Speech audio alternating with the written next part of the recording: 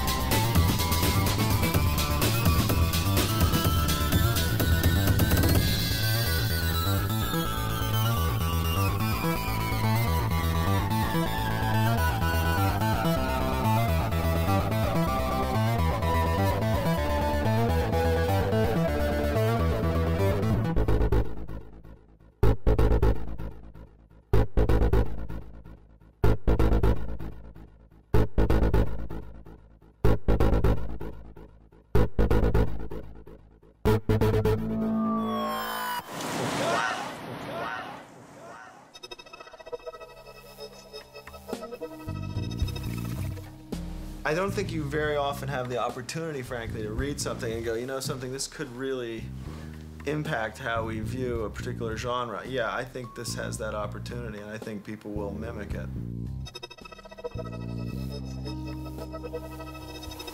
Here they come, ladies and gentlemen, from Chicago, Illinois, the Wachowski brothers!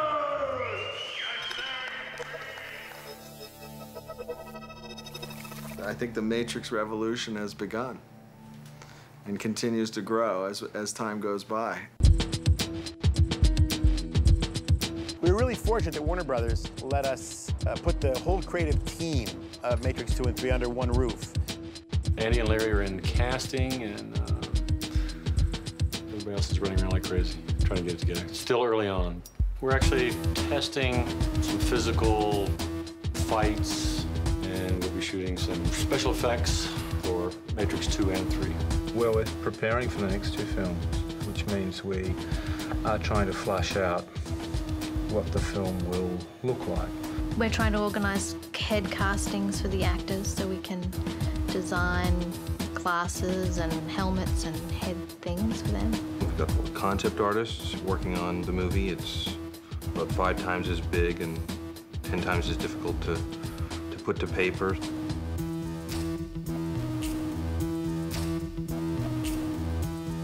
Today we're training. It's the second week. Mr. Weaving, Agent Smith is over there learning how to fly punch. There he goes.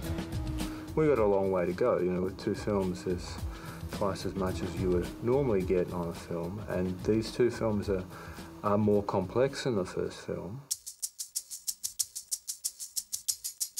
When we made the first picture, nobody really knew we were doing. We were kind of under the radar. The only people that really had a sense of the movie were Larry and Andy Wachowski. But I don't know how those guys stuck it out as long as they did, because it was going to be made, it wasn't going to be made. The first Matrix, we were in Burbank in a kind of, I don't even know what it was, the empty warehouse. And we didn't have anything there. We didn't have a coffee maker there. Or we certainly didn't have trailers or anywhere that we could actually sit and change. There was like one bathroom. And there was a tiny little office with a couple of people running around, and it seemed very dinky compared to this. You know? It's sort of like the difference between working at NASA and working in like a cave. Well, I remember, it was like a big accomplishment to get a drawing board. Just to get them to write a check at that time early on for a drafting table was a commitment that they weren't willing to make. And now we have this, really wonderful facility. It's really a dream come true.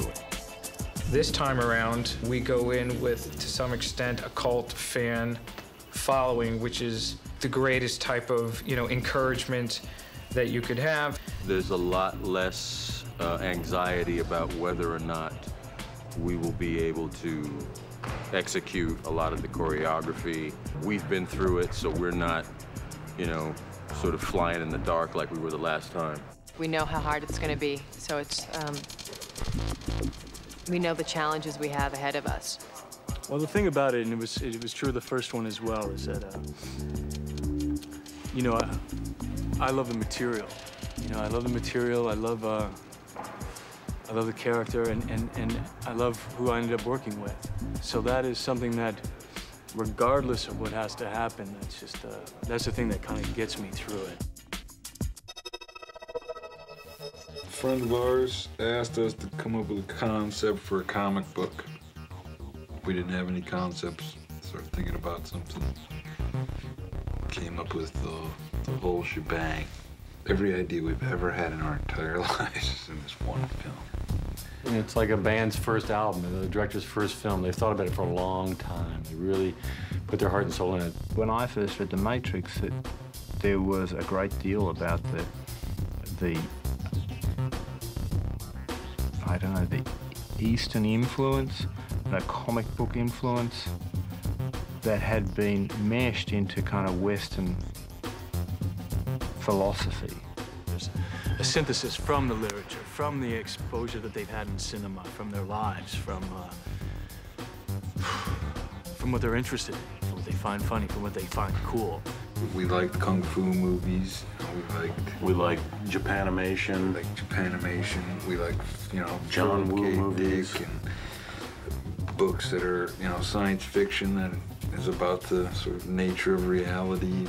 They really have a grasp of philosophy, of all types of philosophy, of Eastern philosophy, of you know, European philosophy. Larry and Andrew said, okay, we'd like you to play Thomas Anderson, Neo. I had to read Baudrillard. I had to read Out of Control, which was about systems, evolution, robots. And then there was another book which was Evolutionary Psychology. Those were 3 books that they wanted me to read before I even opened up the script.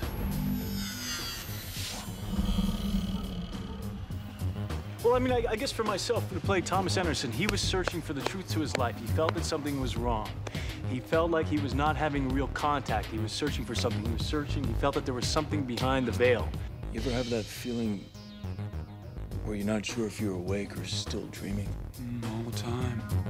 And he was looking. So he was looking for Morpheus to try to break that veil. And I guess that is something that Baudrillard spoke about sometimes, but not in searching for something, but in what got in the way. Baudrillard's ideas of simulacra, simulation, is an important point within the film, and that what we see in the film as a real object is in fact often a simulation. He does one chapter, I believe, on like religious icons, where the icon starts to represent God and it loses its power of a true connection to God, because then you're with the icon and then you have a simulation of an icon until it becomes on the dashboard of your car. You know, a decay of meaning. You look at a place like Las Vegas where they're building the casino. The power of the simulacra is like, you know, it's very relevant, very modern, important issue that youngsters like us are noodling about. I read the Matrix script and really flipped out for it. Thought it was fantastic. Thought that as a script, the first 40 or 50 pages were the best 40 or 50 pages I'd ever read. And then I got very confused.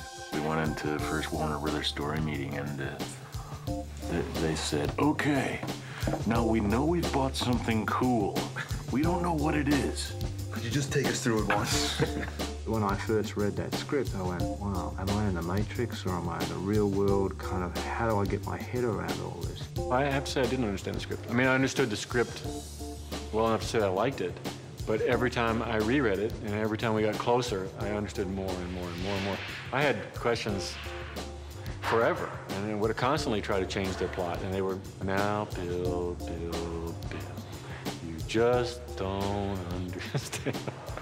I have no idea why people who've read this script of the first Matrix found it confusing.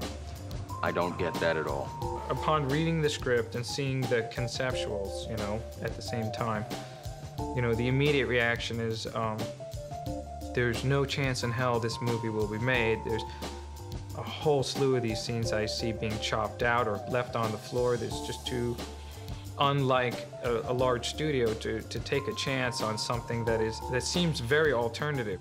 You know, I've said to people often that, you know, a movie this smart, it's almost a miracle that it got made because it is so smart. It took me a lot of readings and a lot of conversations with everybody to fully understand the script. But I just remember thinking, I mean, they don't really think I'm gonna do this stuff like running, like jumping from one building to another. It's like, well, no, of course I'm not gonna do that. And like running sideways along a wall. It's like, because everything was really specifically put in the script. They want you to understand what you're gonna see. And particularly in an action movie, it's very hard to do that because people aren't either used to reading it or they don't want to write it, you know? And, you know, the legendary story is that, you know, you'll see in a Western, you'll see, you know, 1/8 of a page and the Indians take the fort. That 1/8 of a page, the Indians take the fort, could take a month or two of shooting if you're gonna, but you know, that's the director and the stunt coordinator, everybody gets together and plans how the Indians take the fort.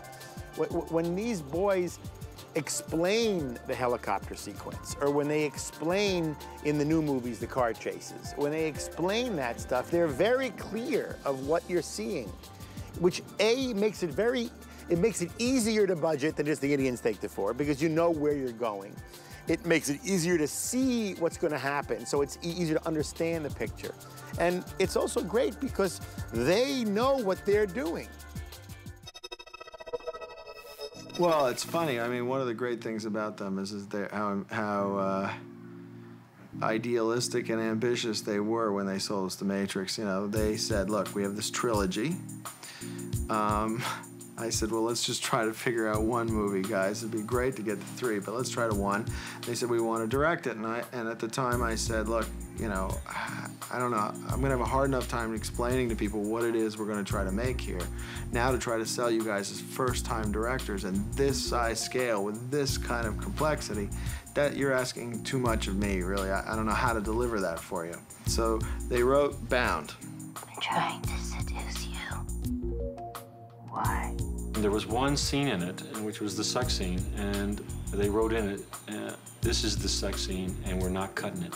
And they wrote it in a script, and I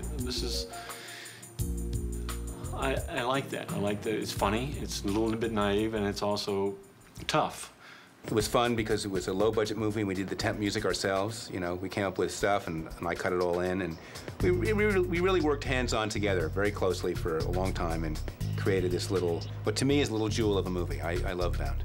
I remember when I showed Terry Semel Bound, he was so impressed with it because they had just made a picture here called Diabolique that was not that effective. And I remember Terry said, God damn it. I said, this thing probably cost a fraction, he was talking about Bound, a fraction of our picture, and it's so much more interesting and exciting, and God, those guys are good. So that was the desired response. At the end of Bound, when we were totally exhausted, and I think it was our last day, they said, hey, Pope, you want to do a $100 million movie next?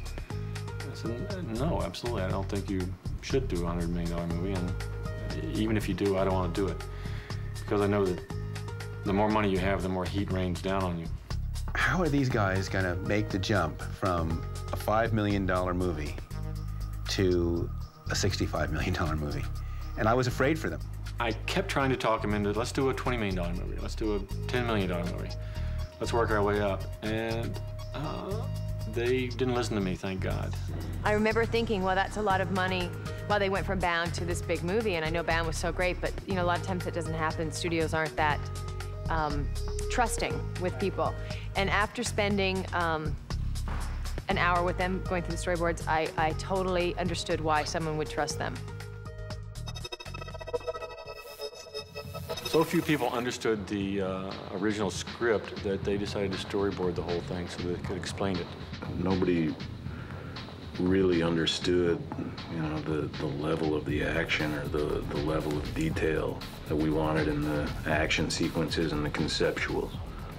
So what they really wanted to sort of jazz them about was, you know, the action sequences, which were You know, like I said, very Hong Kong and comic book influenced. You know, comics are graphic type storytelling when you can freeze a moment and make an image that sort of sustains and, you know, has a kind of power. You can't really do that in film either. We tried to do that. They love comics, and they worked in the world of comics.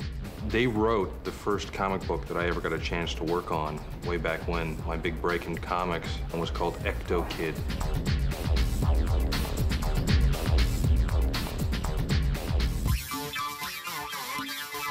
And I remember going and watching them do storyboards early on, and they would act it out. And they and the storyboard artists would look, you know, this is the frame, and you could see they're drawing from life then. They're not drawing things that can't appear. They're there for every shot. I don't ever just get a script, sit in a room, and come up with a bunch of stuff and say, hey, what do you think of this? They go over every shot that they want. What Larry and Andrew are doing sometimes is examining. They'll take an idea and they'll see different sides of it, flip it around. Just look like, and that's even what their camera does. Here's an event. What does it look like over here? What does it look like from over here? Well, this is neat. This is interesting. The immediate result of their comic background is that their storyboards were far more dramatic, and the moments that they select to actually draw, the snapshot in time, is often right on the head, the most maddening, the most, you know, emotionally evocative. The whole notion of storyboards and what the Wachowskis do are just, there's no compatibility to that. These are paintings. They are, you know, they're master drawings. Jeff Darrow came aboard and did a lot of the conceptual work. I only knew 2 comics of Jeff's before. One of them, a legendary comic, Hardboiled, of course, and then Big Boy, which was not so famous, but Hardboiled among comics people was pretty well known. I had Hardboiled on my shelf like millions of other people, and all I could assume was that the man behind that was the most demented individual on the planet. You know, I was expecting some guy, you know, with, you know, covered in tattoos and piercings. And I assumed he was, you know, a very skinny, scrawny methamphetamine abuser. When Morpheus tells Neo he has to free his mind, you don't gotta say that to Jeff. Jeff's mind is free. I mean, he's out there. I remember they tell me one guy wanted to know what kind of drugs I was taking. Sominex and Metamucil. They'd seen some drawings that I did that could have corresponded to images they had, especially with the sentinels and the robotic part of it. And I think they said that they liked the level of detail that I put in drawing. You draw so many details that it becomes serene. At the same time, inside it, in every section of it, is madness.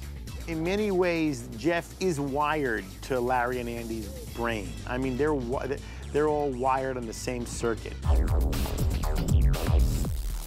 During the entire period, you know, they were always, oh, I hope we can get this in there. I hope we have the budget for this, and I hope this looks the same. And at that point, I had no real experience in storyboards, and I had no idea how closely that they were going to get followed. I was amazed that they got everything as exact as they had wanted it. It's right out of their brains. What we had to do really with the film was to establish, I think visually, the difference between the Matrix and the real world. Our job was to differentiate the 2 worlds in as quiet a way and as pervasive a way so that it took you someplace, but not in an in-your-face manner. In the Matrix, everything was slightly decayed. Everything was slightly monolithic and grid-like, like a machine would make it. And you notice in things like the interrogation room or the government office, there are grids on the walls, there's grids on the floor, there's even grids in the ceiling. And so we're hoping that that will convey a feeling of artificial control, if you like. Owen and I collaborated a lot on the strength of the tones of green in The Matrix. Also talked with Bill about you know, when the light hits a certain fabric or a certain leather, or how I could make it pick up green, or how I could make it pick up different colors. In the neb, we wanted it to be much more about the human beings, and so we used, you know, longer lenses and sort of let the backgrounds get all sort of soft and have the humans stand out more. Their clothing is a little more humane and cloth-like, and their makeup is more natural, and their hair is more natural. They're less styled. It was a very hand-hewn world as opposed to The Matrix. Also, they're a mercenary group of people, so they have more on their minds than fashion, you know. The Matrix would always have like a green bias to it, whereas in the real world, we went for a blue bias, and we avoided green, except for Tank's console in the Nebuchadnezzar, which has got green code in it, which is, of course, the Matrix. So all of those things, which might not seem a great deal to anyone else, for anyone who's actually trying to work out the nuts and bolts of a film, they're kind of like revelations, if you like. You know? I guess my job is to try and create the environments for Larry and Andy and the actors to sort of work within. What he did, what you know, Australia, the whole art department pulled off, it's most people won't believe it. I don't think the largeness, the hugeness, the sort of complex set after complex set after complex set, and he like built them all. They're all beautiful. They're all totally realistic. I think his design was so spectacular that he even surprised Larry and Andy, and he kind of went further than they had imagined. That's real credit to him. We've sort of fallen back a great deal onto, and utilised, as Larry and Andy wanted us to do, a lot of Jeff Darrow's drawings, which were the original conceptual thing. The case of turning a lot of Jeff's fantastic ideas into reality have meant some adaptations to, because we deal with gravity and not just a piece of paper, but essentially we're trying to sort of evoke that sort of world that he's developed, which is kind of cool. Well, Owen sets, you know, also being derivative of Jeff Darrow's demented imagination, were fascinating to look at. Most of them I wanted to turn into a nightclub after the film was done. I think sometimes building sets is like The Matrix itself. On one side is plywood, and then you walk through a doorway, and there's another world. Just being The Matrix, I mean, there's a kind of like simulation to every object. That's kind of the illusion of The Matrix in itself, you know. Simulacra simulation was very much the case. Basically, my job is to take the script and show people who the characters are by what they wear and why they would wear them in the environment in which they're placed. Should we go to Laurence next? Yeah. We've got two different kind of looks. The directors come to the second fitting, and then we iron out things like, can you do kung fu? Can you hang from the ceiling upside down so we don't see up your dress? You know, we work out all the practical considerations, and I might use 3 different types of fabric for the same costume. So one might look the same but be stretchy because I have to put it over harnesses or body armor or, you know, bullet hits or whatever. Visual effects, if you do it right, should be a part of the conceptual process, because if you are going after the unseen, then planning the unseen should involve the visual effects design. And Larry and Andy understood that right away, so they brought me in. It went during this time of development. We were speaking before of the sort of impact that comic books can have in terms of their frozen graphic moments. What we really like about slow motion is that it sort of brings some of that quality to action scenes, but what we also like is we like to move the camera. So we started off and we had this concept of shooting something in slow motion and moving the camera at regular speed. And Bill Pope, the pussy, wouldn't strap a rocket to his back. the discussion was, we put a rocket on, you know, on a dolly so that it zooms real fast. Well, that wasn't really practical because, you know, you wouldn't really be able to focus and see the shot. So it had to be some sort of effect. Somewhere along the line, they connected up with John Gata. I don't know how.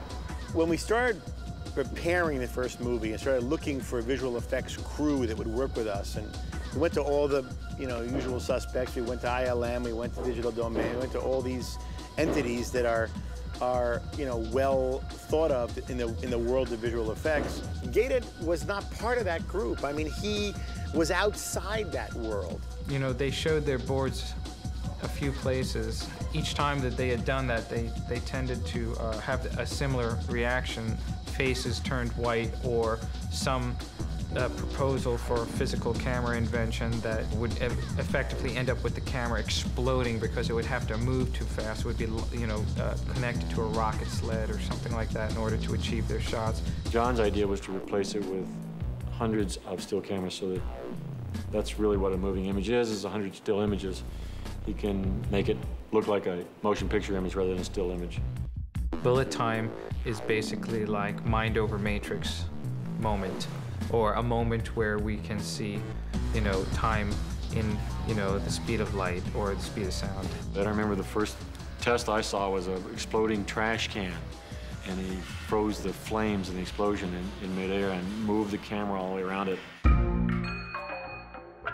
Yeah, bullet time was really the technical hurdle, but the conceptual, you know, nut to crack was the portrayal of the real world, which was, oddly enough, the most bizarre part of the movie, which turned out to be the place where, you know, horrendous, hideous biomechanical beasties lived and ruled and enslaved mankind and all of those things. I tried drawing the Sentinels and I didn't get what they wanted. And they called in a couple other guys and they had them do it and they couldn't get it. And I talked to them a little bit again. I said, let me have one more shot at it. And I drew it really, for me, reasonably fast. I drew it in one morning because they were going to Warner. And they said, I got it. And that was the basis for what the Sentinels turned out to be. So I was real happy because I think they're like the villains in the movie, and it's nice to have had a piece of that.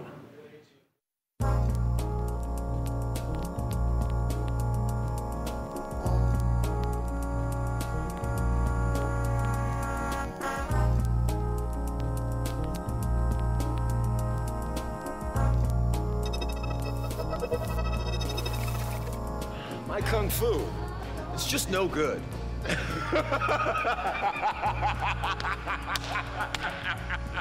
We're hoping to shoot the kung fu the way that Hong Kong guys do, which is have the real actors exchange 4, 5, 6 punches, to choreograph the fight like a dance, let it sort of happen in front of people instead of just creating it in the editing process. And that required all of the actors, all the 4 major actors anyway, to undergo some massively intense study with what we think one of the best Hong Kong choreographers, Yuen Wu Ping. 同香港有啲唔同嘅，即係香港如果演員我哋即係平時拍一般動作片咧，即係演員打得梗係好啦，但有啲演員動作做打啦，有啲演員未必打得嘅，做唔到嘅。通常我用替身嘅。 Larry and Andy kept saying to me, we want the actors to actually be able to do the kung fu. We want them to do it. You know, I would say to them, you know, what's the big deal? Let's get the people who can do the kung fu. But the boys were convinced that they wanted to see these actors doing those things themselves. Actors always bring more to believability of it than a stunt person is, no matter how good they are. If you can raise the actors up to the level of the stunt people in the action, then you've got the best of both worlds. 開始兩兄弟咧同 Andy 都已經識咗4個月嘅時間訓練㗎啦。即係我自己感覺上咧就應該唔使係咪啊？應該即係2個月都已經好足㗎啦嘛。可唔可以即係睇佢哋啲動作打拳一腳都唔上咧？我都頭暈啊！我都經4個月都唔得。Sorry. We were very upfront with how demanding we thought the film was going to be. We were just hoping that someone would be crazy enough to do. I had no idea what we were in for. You know, they said 4 months of training. I said, okay. When I first talked to Larry and Andy, they said, you know, there'll be lots of training, kung fu training, and are you okay with that? And I said, yeah, sure, that's no problem at all. And I guess I didn't really think about it enough. I totally knew because I screen tested for 3 hours doing this stuff. This was part of my screen test, was 3 hours of what we do, straight, without like other actors to have the time so that I can have a breather. I'll tell you one thing, those first 2 days kicked my ass. After the first day, I was so shattered and so shocked, and I realized I was so unfit, and we had so much to do. And I was working with these incredibly skilled Hong Kong performers who were looking at me like, he'll never get there. 見到佢哋打一拳一腳都唔似樣嘅，我已經有少少暈暈地啦，係死啦真，咪就決定從基本功學起啦。佢話基本功法咧，即係從開始腿功啊、壓腿啊、練腿啊。 We started actually the last one on these bars. They had the bars, and you just kind of put your leg up.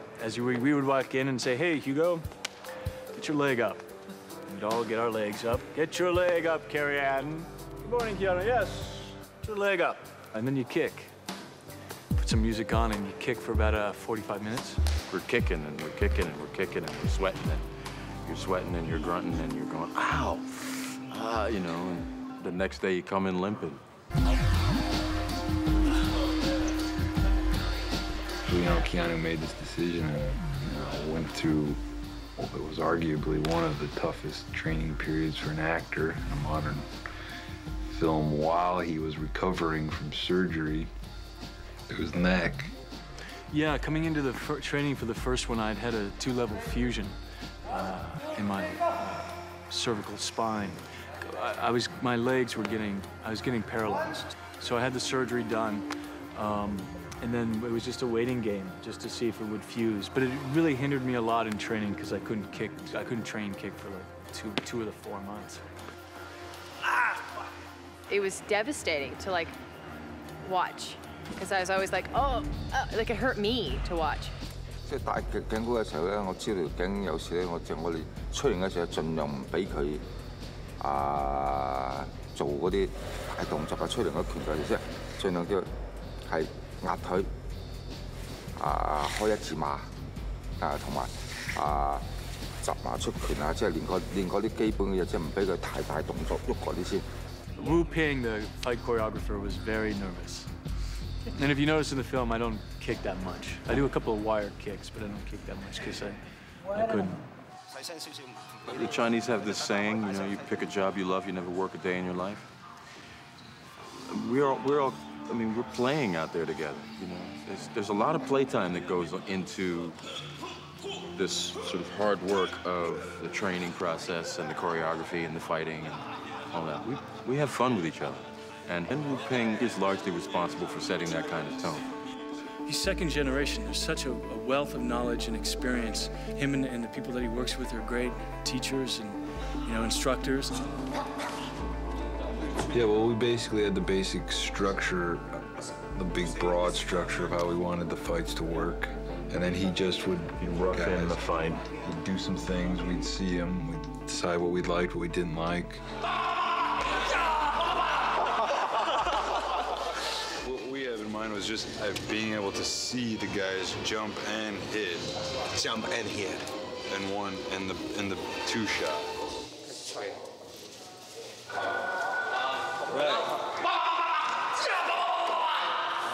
How do they hit? I mean, is this just a takeoff? This isn't a 2 shot. Is this? 最后2个人在空中撞。也是这样，在空中一去，他拿我枪，我好像就空中杀。And when he actually fly out of the shot. Another one out of the shot, and then one shot they hit each other. That's what he's thinking. That's what I thought he was thinking. All right, okay. So you want to see them hitting, flying, hitting in one shot. Is that what you're thinking? That's what we were thinking. Too hard. 一個鏡頭，是不是太難受？不緊要嘅，我哋用。哦。Instead, he doesn't have enough people to draw. Well, guys, We'll get on there. okay. Let's go.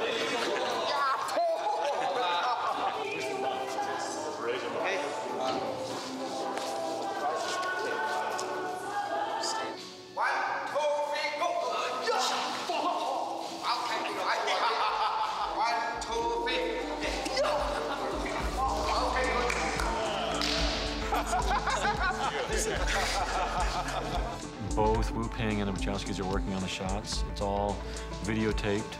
It's all worked out where the camera goes.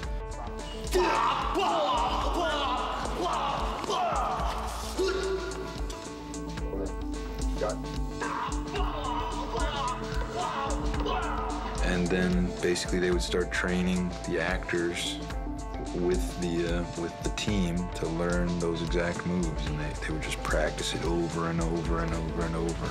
Sure we don't move on that? Just stand still, huh? Yeah. Okay. Coming at you. Okay.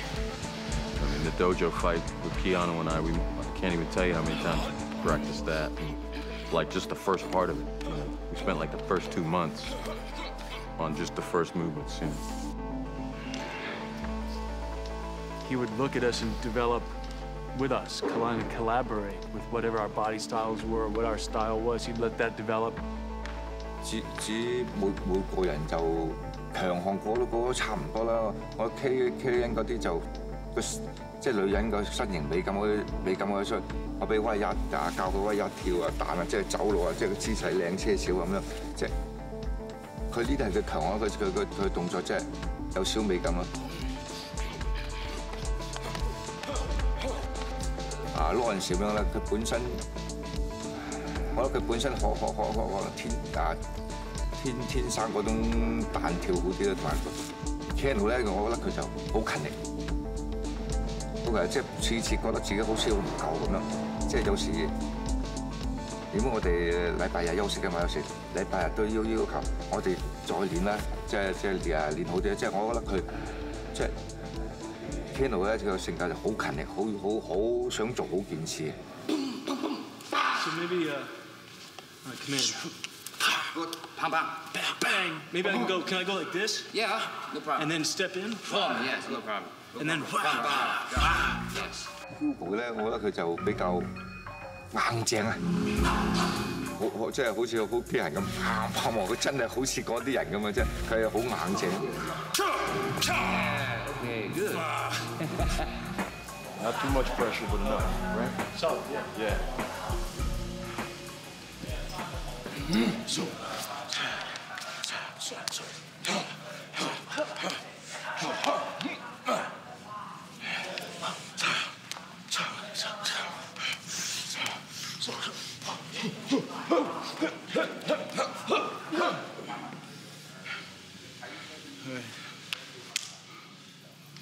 That's clean.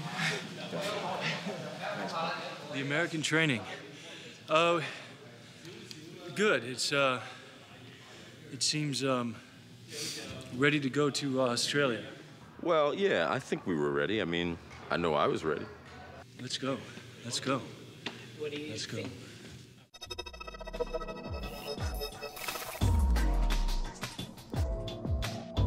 Sydney's a beautiful town, I gotta tell you. I've never seen nothing quite like it. Gorgeous. Australia provided several things that were all related to economics that brought the cost of the film down quite dramatically. It's odd that studio was so hands-off with fairly new directors. I mean, they had done Bound, which was a great film previous, and I'm sure they had confidence, but obviously the budget had escalated quite a bit further than Bound's budget. We didn't have as much immediate supervision, and I actually believe that ultimately allowed a lot more artistic integrity. That's one of the reasons why we ended up going to Australia. I think the brothers knew instinctively that a long way away is better, especially for your first big movie. No, we saw it as a way of making a movie. Making the movie. Could have gone anywhere, basically. On the first day of the shoot, we had a kind of blessing, a Buddhist ceremony. We had a big pig, big feast. Let's get some fruit, some candles, some incense. Auspicious day. started filming, and we now look forward to like 5 months of filming, and we're just like at the beginning. It's almost hard to imagine the end part of it. I felt like there was a really great excitement about it. I remember when we showed up, meeting the people who were building the sets. It was in a new studio. You know, costumes were being built. We were getting ready to go, and it seemed like everybody who was working on the picture had a genuine enthusiasm and excitement about what they were working on.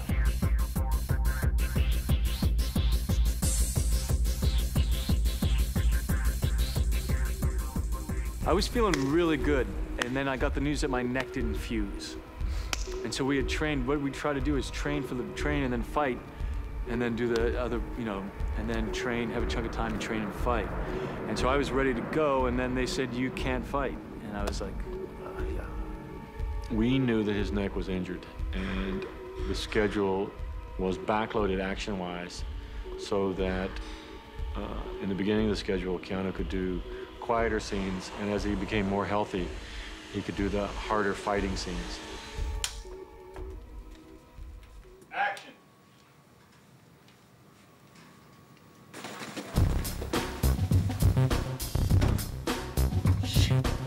He needed to look ill at ease in his clothes, his suit at work, and kind of like someone who'd just woken up. So he was just a little bit disheveled and nothing quite fit him properly. The brown coat, the brown jacket. Oh, it was fun. We went shopping for that. We went, I remember one of the first experiences I had with her was just going to a flea market, and to an antique kind of flea market, and just walking through it, looking at, because we saw some shapes that worked on me and didn't work. The most important part is the reveal. Yeah. And a bit of the guy in a box. Guy in a box. Guy in a box. Guy in a box. What if they? You guys met Robert? Not yet. Sorry. Hey, This Larry. is Mr. Steadicam. Hey, how are you, Robert? Mr. Other Camera. The bailout guy, the parachute. Save us. The good thing about two directors is they can act the movie out for you. So show him that shot again, guys. Go frame up this stuff. This is the good thing about having two directors, I think. They can act out all the scenes, and they can Action. Oh, God. Somebody's gonna be here. We're gonna have somebody doing photocopy. Nice to We'll see it, and he'll say something. Stand by. Action.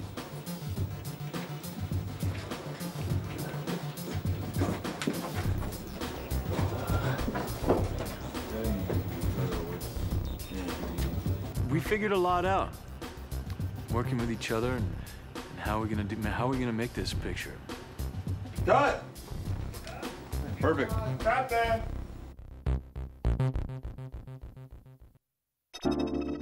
Keanu's first trip back to the Matrix. This is Keanu. Once the veil has been lifted from his eyes, it's the first time back in the Matrix. That's his trip in that car through Chinatown. Then I go for the jump and free my mind. I mean, I've tried to free my mind and I go for the jump. I learn I can die. And then I learn I can die in the neb. And then I find out that I'm not even the one. The thing that used to convince him before he was told the truth, it now looks remarkably fake. So green screen is too sophisticated a technique. We can make it look real.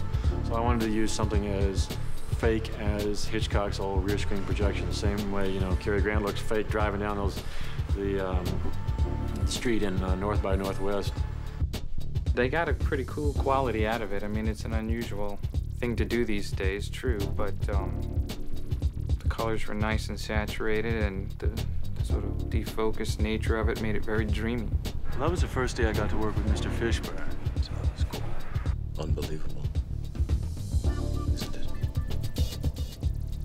But you know what I loved about that scene, it was great, was that even with the knowledge that what his life was, this kind of simulation, was that he's still fascinated by the technology of what the Matrix is.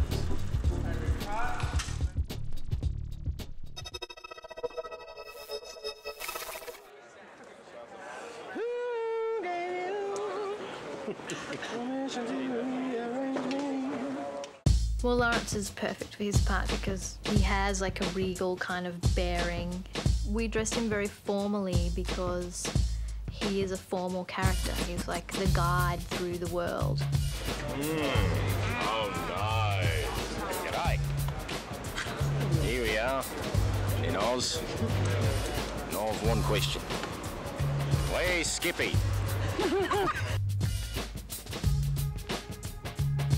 So we decided to include that in the scene near the fountain to continue that idea of the Matrix was glitching.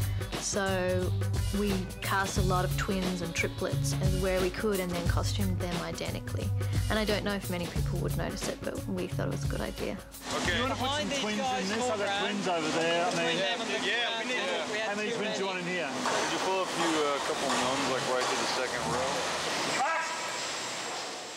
The Matrix is a system, Neo. One day, hey! One day I will no longer just be a computer nerd. I will be a superhero. I can fly. Stop it! Stop! Oh! They agree on everything. What does that tell you what I think of your idea? Were you listening to me, Neo? Or were you watching the woman in red? Look again. It's hard to hold this damn gun. It's like holding a brick.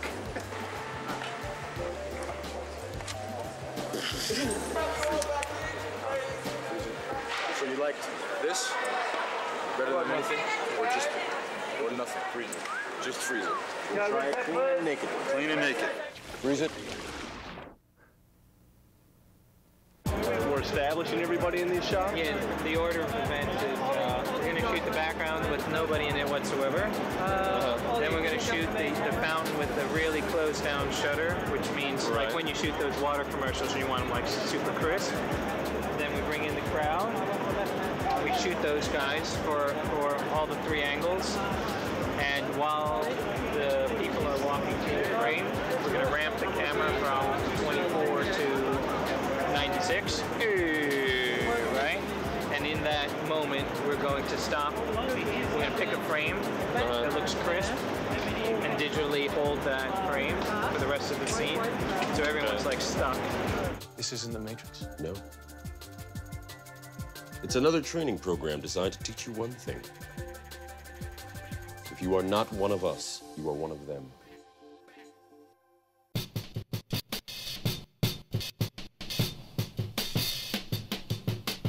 I like playing villains if they have a sense of humor. And I think that was the key thing with Smith was that I always thought he was funny. He amused me, and so it was much easier for me to enjoy playing him. We wanted to subconsciously convey like the idea of a secret agent look, and that kind of 60s silhouette seemed to fit really well. You know, JFK undercover look seemed to be the right one.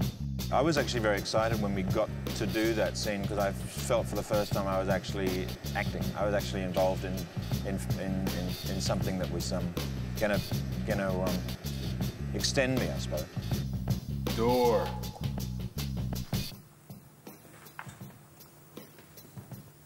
Cut.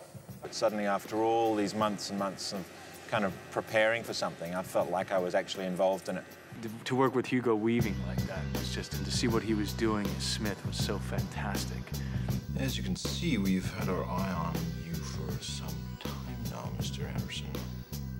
It seems that you've been living two lives. We tried to just go for a very neutral accent, but a more specific character.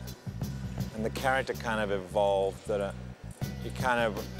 wanted him to be not robotic, but not really human, and more like I kept thinking about a 50s newsreader or someone like that. It's Walter Cronkite. It sounds like, you know, that's the way it is, you know?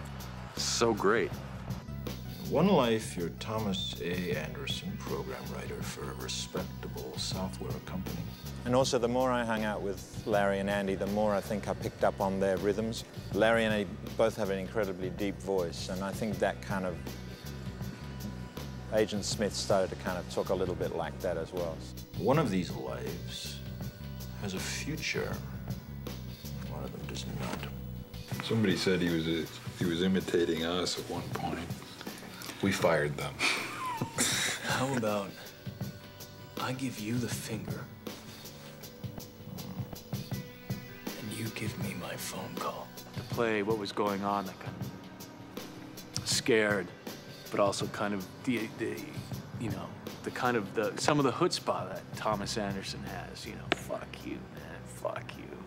Yeah, I keep getting into this attitude when I do it. Like the guy just turns into this guy. Like, I feel like I'm like some '70s hippie guy. You know what I mean?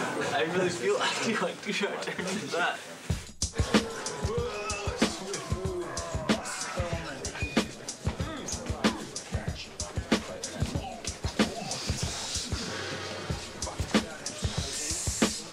And then, of course, then to do the special effect and to have the mouth covered for 5 hours. Because I hadn't thought of how I would communicate that day, and all of a sudden I found myself kind of trying to find a pen. What? Some papers? Write faster, we're on the clock here. Hit, resist, swing at agents. They're pretty mighty. Action.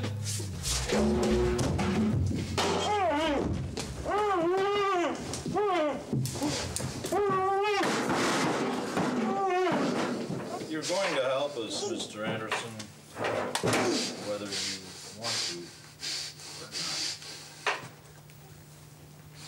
or not. Cut! That was a good day. That was a fun day.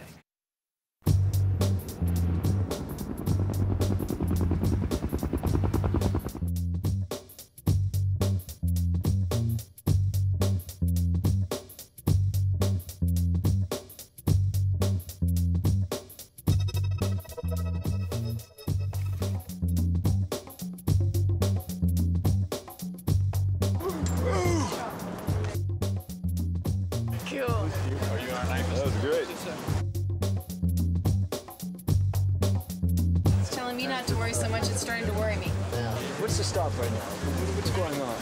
Okay, this is a Bill Pope light right here. The early days were terrible. It was physically debilitating to go up on top of all those rooftops. You had to get the gear up there. You had to bring the gear down. I was excited. It was, okay, here we are. How's this gonna happen? What are we gonna do? Can we do it? What's it gonna be like? I feel that it's gonna be good. Sometimes you gotta go with the flow. You know what flow is backwards. Carrie-Anne 同埋Keanu 都每人一兩個鏡頭、3個鏡頭打，即係我感覺出嚟就好似開始嚟講，我感覺 Keanu 啲動作嘅仲係好生硬。I repeat, we are under attack. I remember the first thing I had to do in The Matrix was a fork kill. They were like, kick him in the head. I kick him in the head. I've been training for 4 months not to kick anyone in the head. Kick him in the head. Okay.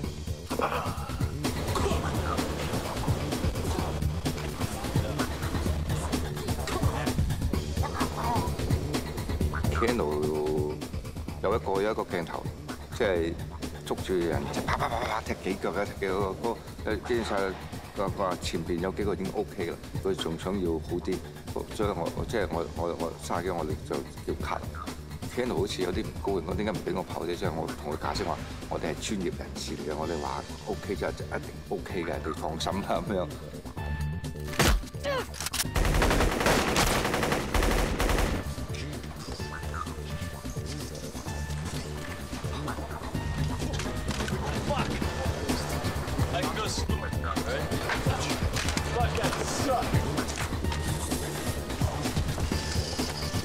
Action! Dive!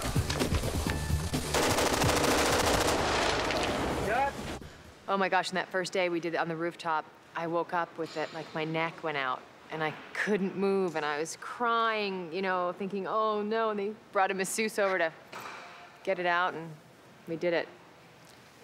Thank God for Advil.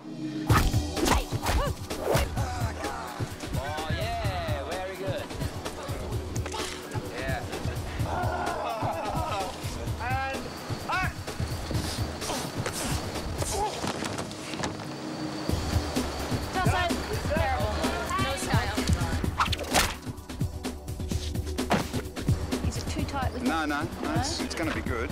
As this guy's pitching back, right? You got to reveal Trinity in the distance and Keanu close.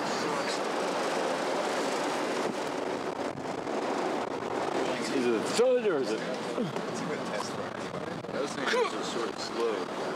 Maybe we shoot it. He should like go and then fall out of it.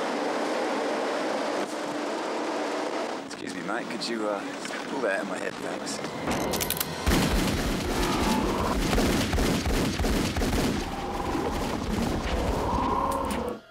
Trinity! Help! There you go from the 150 to Trinity. Help. Oh, you want to be in? Yeah. Let him go down here. No, just let him down. Cut! Was it second? The second one was good. Yeah, it was okay. That was that's what the okay. So you got that one. Okay. Well, this isn't bullet time. This is bullet time action. That was the backup plan. We had not completed making the special rig that we knew we needed to do the real shot yet. We wanted to make sure that we could do that scene if the bullet time process didn't work. And we had all these rehearsals with stunt folks. You know, there was some rigidity about it, or there was like something about it that just felt clunky, and we were really worried that Keanu would not be able to even go that far. We do one where he goes 2 and then try to start back the other way. And all of his performances were much more fluid. That there was this extra like inertia, you know, emotional inertia that allowed him to stretch his body into that ultra limbo-like position. Yeah. This one's first? Gun? I mean the hit. Yes. Okay. Okay.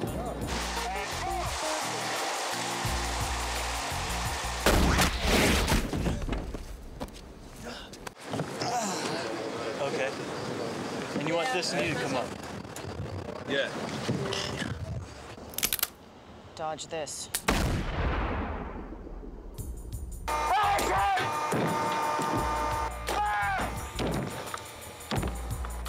Okay, let's complete checks, please. Anybody shoot?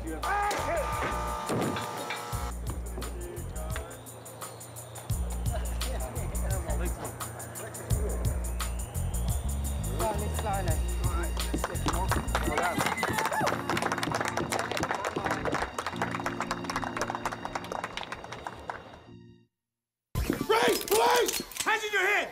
Do it! Do it now!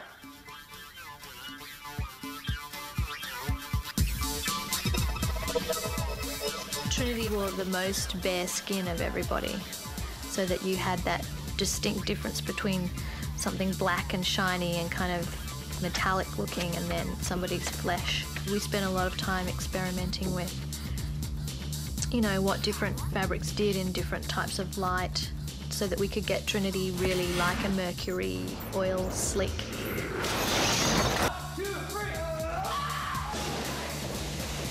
I spent a lot of time last time on the wires because I did wire work.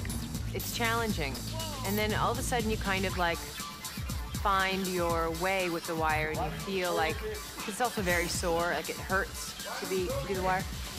But then you kind of find your way on it. Suddenly you're able to do things that you didn't really think you could do. It's sort of more of your mind getting around it than anything. No one on the crew knew what we were doing, and when I'm running alongside a wall, and I really am running alongside a wall, you know, I remember the nurse being like, "Do you need Gatorade?" I think she's done too much. I'm like, "No, I want to do it again. I want to do it again." It's just so exciting.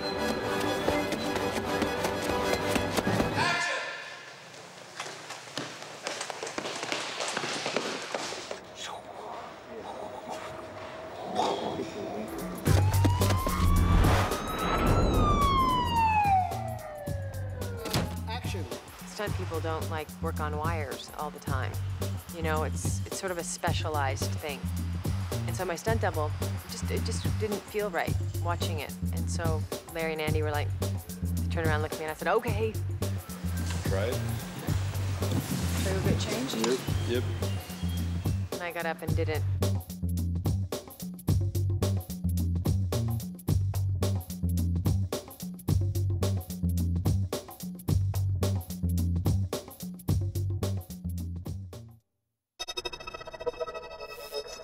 You're on a mission here, don't forget it. Joke's over. Mission time. When we got to move inside and make the government lobby, seeing the world change.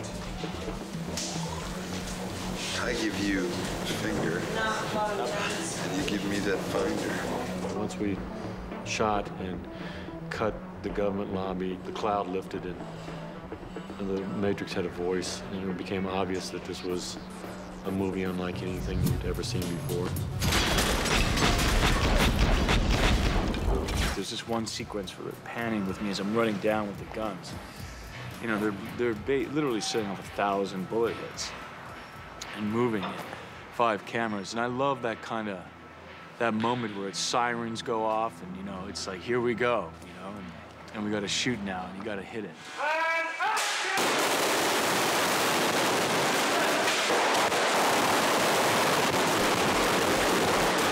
They said, we need a foyer for an office building. And it's kind of like a mausoleum, you know. They wanted to be able to run along the walls. They wanted to be able to do cartwheels, so you obviously had a lot of wire work, so you needed to build a set that you could either access from the middle with wires or lower parts. Would you please remove any metallic items you're carrying? Keys, loose change? Holy shit! He needed clothes that would be practical within those actions. And he had a lot of guns to carry, and he had to conceal them. I wanted him to have a bit of a gun-slinging attitude.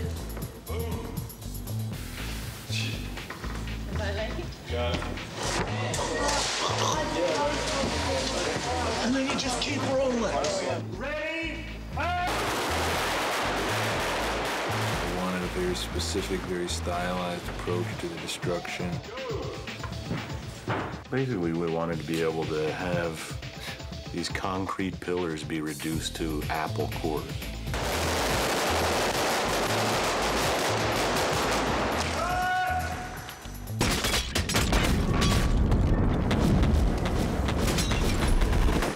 Okay, Trinity time. I understood something very important that day during the government lobby, and that was the pressure that I had on my shoulders and that Keanu had on his shoulders. And I had never felt that before. 我唯一我即係我有少少遺憾嘅就係佢哋走場一關斗落嚟嗰個鏡頭。 1, 2, 3, lead. 個鏡頭原本想一個鏡頭落嘅，但係結果都要分鏡頭。 Because I'd learned like running along the wall, but the cartwheel part is really hard. And so I had never gotten it right. I just started to get it kind of right. And so I started rehearsing that morning and I started to get it right, you know? The stakes are higher, I guess. And then I hurt myself. I hurt my ankle. Ah! Oh no! Oh no! I remember thinking in the moment that I hurt my ankle that, oh my God, I'm down. But I can't be down. And then when I was told that it was just like one take, and I just was like, okay, no matter what, I'm gonna be able to do this. No matter what, I'm gonna do this. No matter what, I'm gonna do this. It was very heavy. Yeah. So I'm leaning forward, right? Yeah. Sideways. Okay, straight. Go. Yeah, right. Great. That's good. Okay. 其實 Carrie-Anne 緊張練嗰陣時候都做到喎，都好喎。到現場拍佢唔知咪緊張啦，成日都個力有啲錯咗咯，可能嗰個就分咗嘅，一走一翻再接就即係變咗兩個鏡頭咯。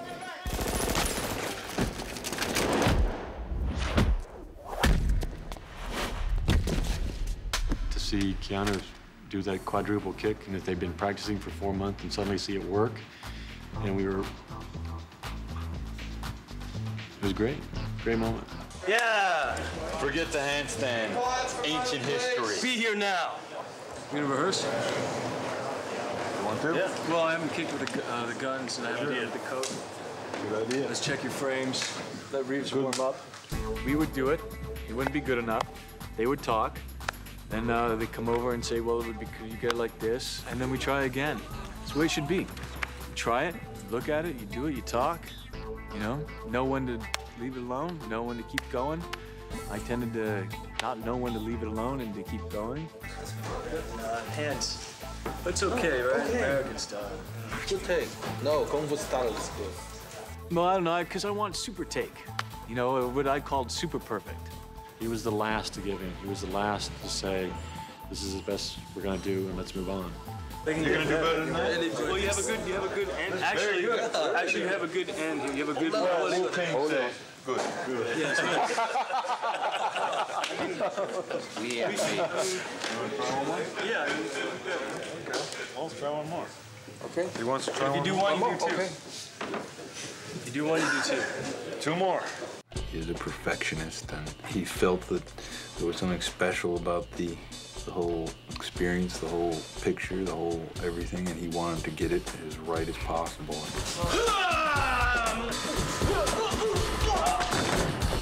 Keanu, of course, wasn't satisfied. It had to be super perfect.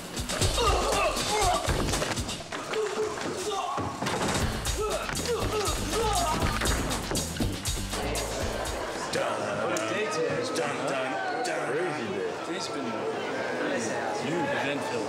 And action!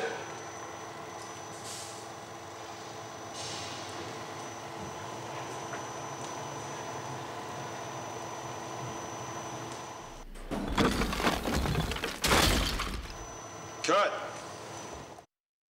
8 days till Dozer. 8 days, that's an eternity. That's an eternity.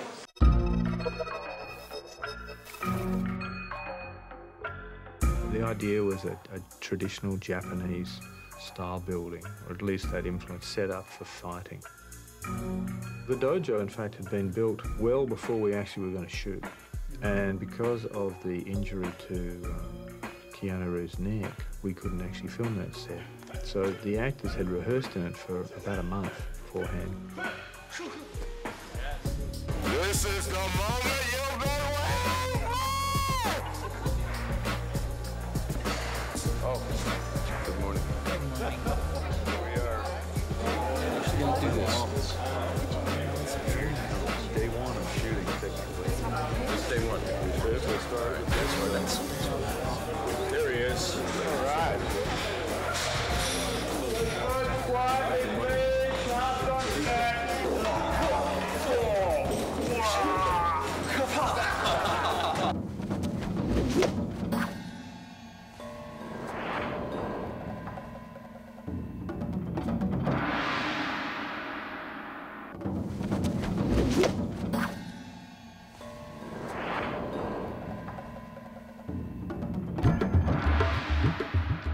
All those poses that you do in Kung Fu have meaning, and they are very specific. It is a dance, and Wu Ping is very exacting. And I think a lot of times that the brothers were looking to Wu Ping for his, seal of approval on whether or not we'd executed it the right way.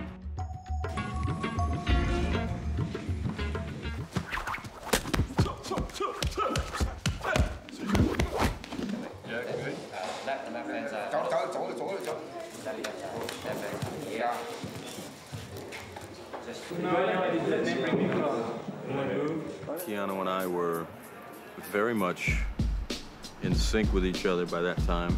We had been practicing these movements for like 8 months, but we hadn't really gone full out until I think we got there. We were always concerned about the dojo scene. I was worried they were going to get hurt. They thought they were going to do full contact. They'd kill each other. You could tell the actors are totally into it. And Keanu's little ad-lib of that thing, which is another one of those things that we didn't make up till the moment, the zoom on, the Kung Fu zoom on Keanu. Sort of the little magic things that happen.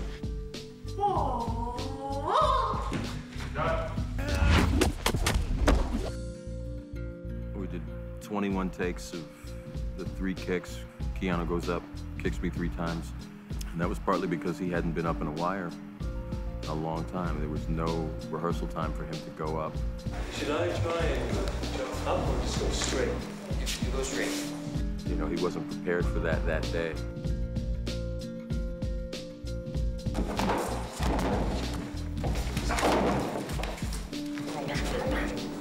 No, fucking windmilling. It's hard to see your friend be so hard on themselves. But that's just his, you know, you kind of have to leave room for people to do what they do, you know? And he's not always like that, but, you know, there's times you just, you know, your heart breaks because you just wish he wouldn't be so hard on himself. Yeah, all right. Speed up. That was better kicking. I couldn't get the triple kick. I couldn't do it. I was in this harness and I was like mad and I'm screaming. I just can't fucking do this fucking kick now. Just let me fucking, we'll just shoot on fucking Monday, okay, man? Good kick, right? Bad hands. Yeah.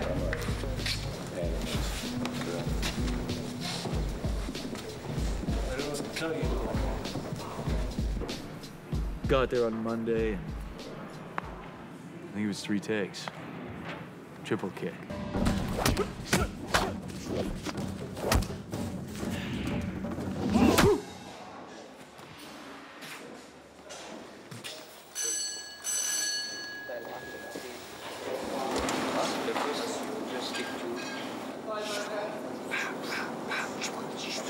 Far away. Hey, Chris. Good. Okay, good. It's good. Happy there? Yep. There needed to be a lot of room for Morpheus to be able to do this extraordinary kind of eagle flying kind of kick. And they used a heck of a lot of light in it.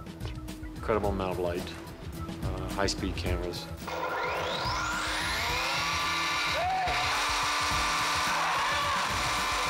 There's this great moment Laurence had in the dojo scene where he comes over to Keanu after he's sort of knocked him back.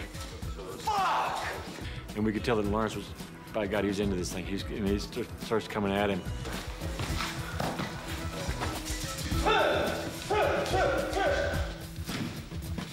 Cut! The most surprising thing was that we hurt each other a little bit. You know, we bruised each other up pretty badly. When we were training, you had no contact, or you'd have light contact. And then there were certain moments where you had to have more power. You know, we weren't pulling. You know, we had been practicing these movements for like 8 months, but we hadn't really gone full out until I think we got there.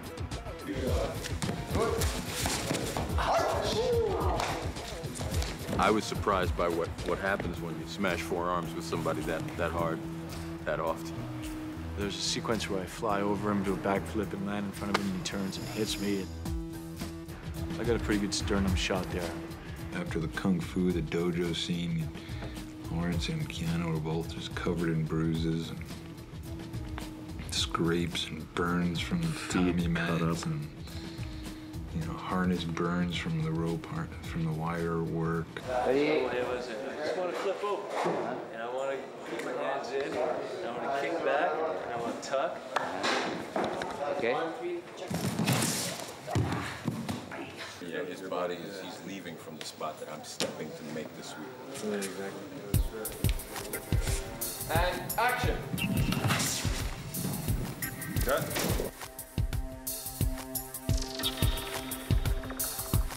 喺度，佢定喺，佢定喺地。後尾再訓練嘅時候，我感覺到有少少問題，我再執佢，再改佢。師傅教徒弟訓練，即係打佢哋，發出啲啪啪練功，即係教功夫打到好傷嘅咁。我改咗啲少少，到面口停，即係唔會打落去㗎啦。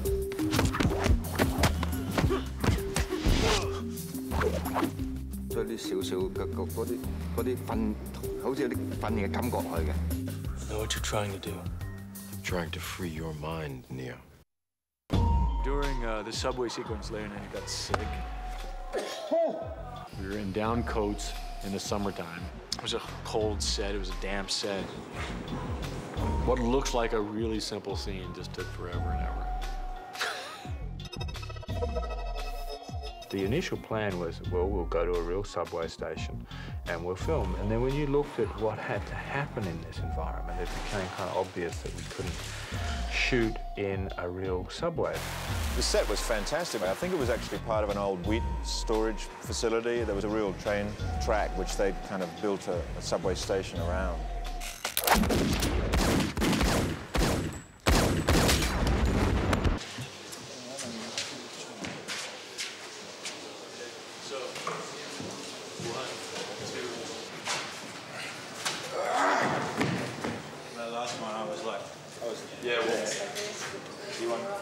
Yeah.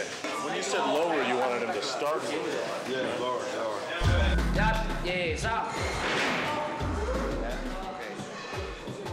Oh, the wire work was fun, except once you're in a wire and you're stuck in the wire and in harness for a long time, the harness starts riding up, and it's got to be pretty tight. And I remember it squeezing my kidneys.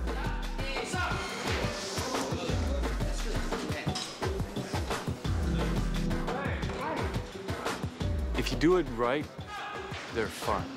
If you do them wrong, they hurt.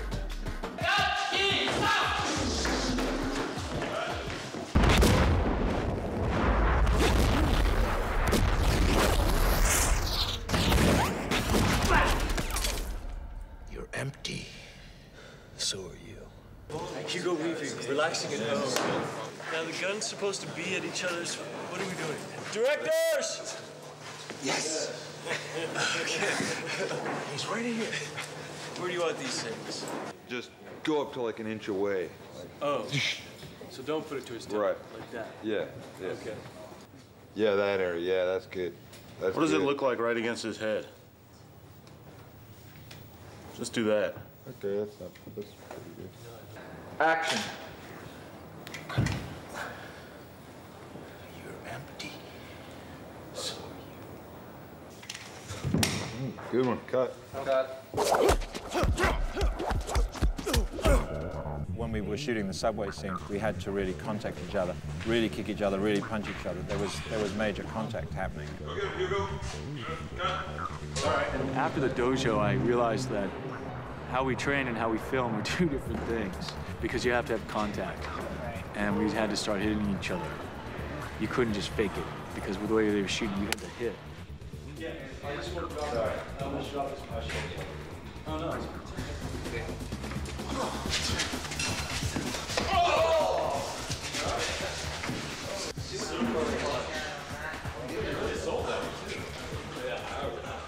I found particularly taking the hits more difficult than delivering them. When you're taking hits, you feel like, well, between that hit and that hit, I want to actually get in another one. So I found that more difficult.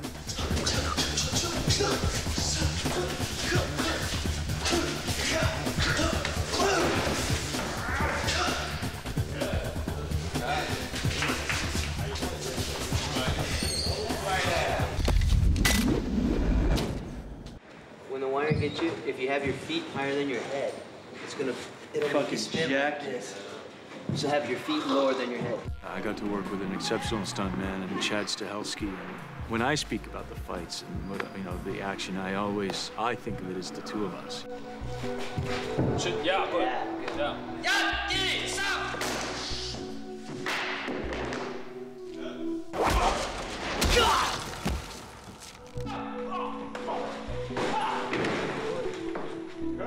I think that Chad comes in for when there's situations where you don't put an actor. You don't put an actor slamming into a wall, upside down and drop 10 feet.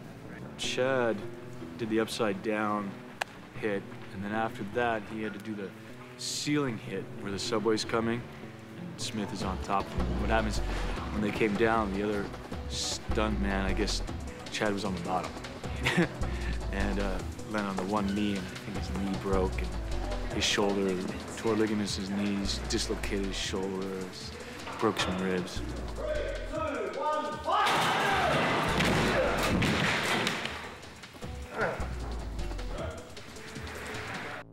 They had this contraption, the monster, which was a hydraulic air pressure.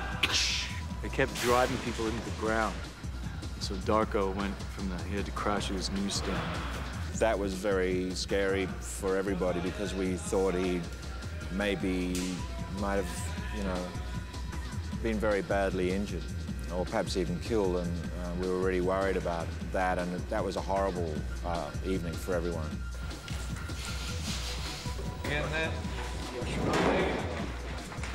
Fortunately, right toward the end, it was Larry's birthday, and his parents came, and sort of the fog lifted for a couple of days, and we managed to get out of there.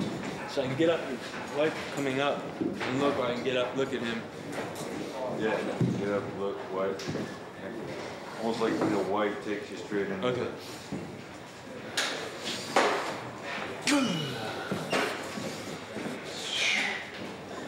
Yeah, come on. Who's not in the fucking standing in the aisles at that point?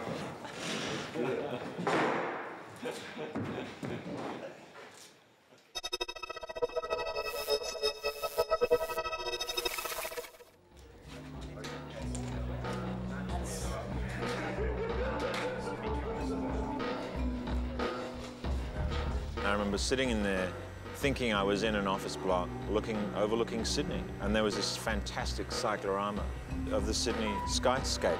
It was completely real, except it wasn't, like the movie. It was really cool to be able to stand up on that floor and walk from one office to another office and another office and never once lose sight of the translate.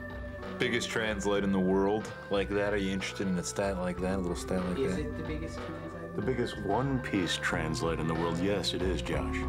We did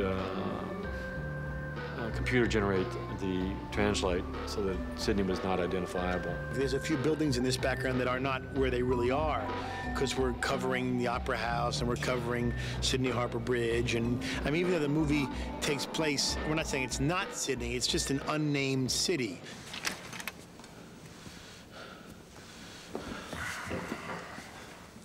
I'd like to share a revelation that I've had during my time here.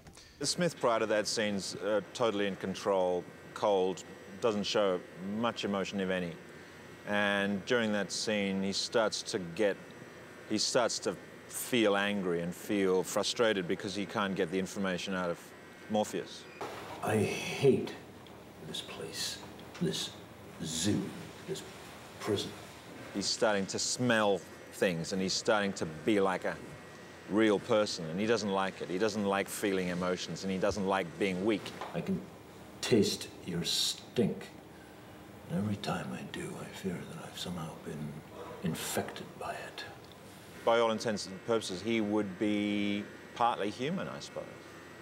Partly real.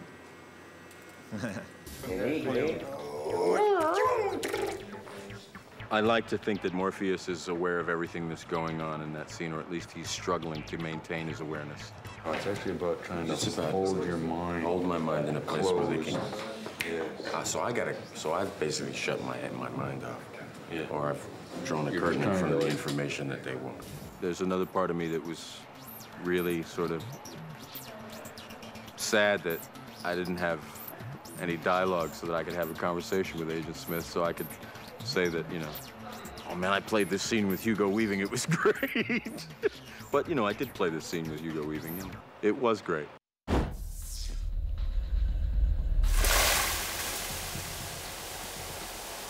Find them and destroy them.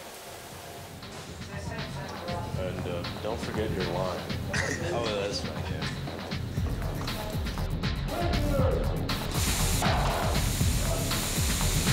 Find them and destroy them. When the sprinklers went off and it poured into the room and we were all drenched and soaked and things were floating around, and it was a kind of dangerous live wet set, but it was fantastic fun. I enjoyed that week a lot. We had very difficult issues with the water. That was an early situation that the studio also was concerned. We need the water, we need the water, and the boys felt that the water was crucial. When the sprinklers came on in that set, the water that came out of the sprinklers all had to be hygienic, you know, because there were upwards of 100 people up on that roof at various times. breathing in the water that was coming through the system and breathing out it, obviously. It all had to become sterilised before it was kind of pumped back in. It all had to be heated. There were many little elements that kind of went into it. And you forgot about the helicopter coming down and shooting the office. Oh, yeah.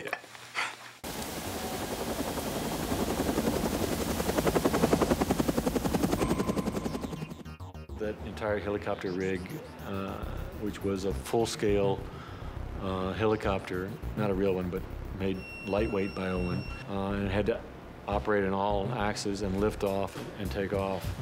The blades were all put in later by the visual effects people. Come on, honey, take us up. Hey, baby. You in there tight? I'm in there tight. Snug as a bug in a rug. Let's fly. Or you want me up like this? That's the one. That's the look.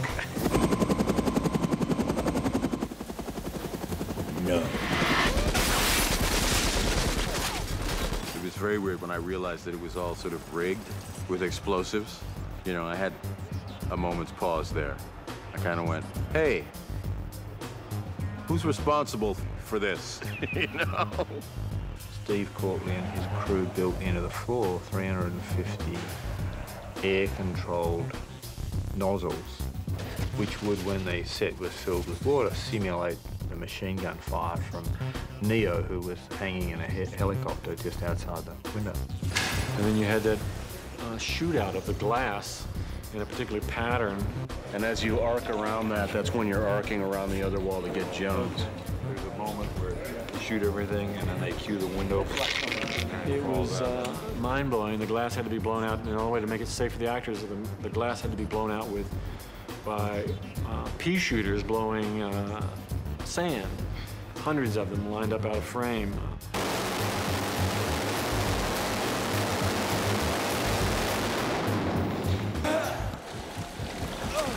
He's not gonna make it. It's kind of ironic in that to achieve what seems like a fairly simple thing to do, to fly a helicopter down the front of the building, shoot a window out and rescue someone by jumping out the window, it's been over 6 months to actually achieve that whole element, because at the beginning of the film we were shooting on a government roof. At this point we're nearly end of the film and we're still shooting that same sequence.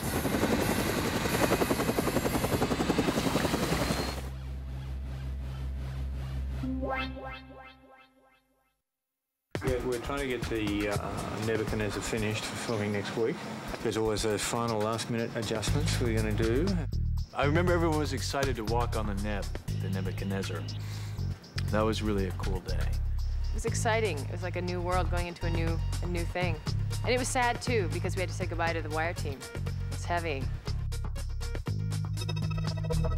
In the Neb, it's crawling with sort of Jeff Darrow sort of technology, which almost has this organic quality. It's this sort of industrially gadgety jungle, cables and everything. You know, it's built long before the movie takes place, so it's an old ship. It's been around forever. It's just kind of been held together by the loving care of the crew. I just wanted to look old and put together and not, you know, not Star Trek-y where they're all components. They had to look like it was, they're constantly putting it back together and using pieces from this and that. And they really tried to bring the guts of the spaceship, if you like, out into the spaceship as opposed to burying it behind the sort of normal vac form sort of style thing that you might see in a lot of spaceships. Everything is considered. Even the wires in the Neb, there was, you know, the blue and red wires, arteries and veins, you know, representative of this kind of, you know, living tissue in this steel ectoskeleton.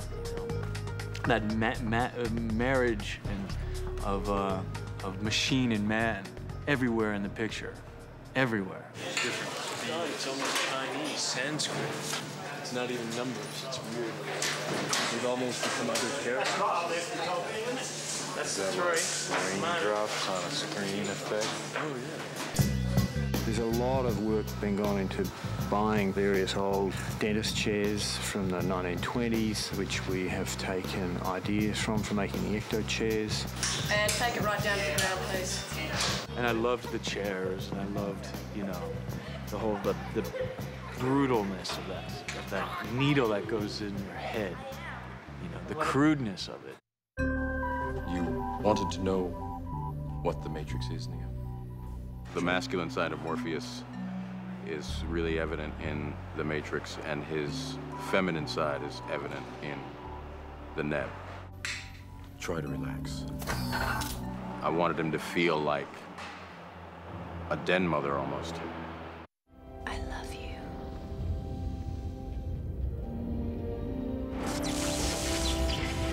Cut, there's a fire. And fight. I just think if she's just more, maybe feminine even. Because she's really kind of, you know, warrior-like in the Matrix, and then in the Neb, she's more of a woman, I think.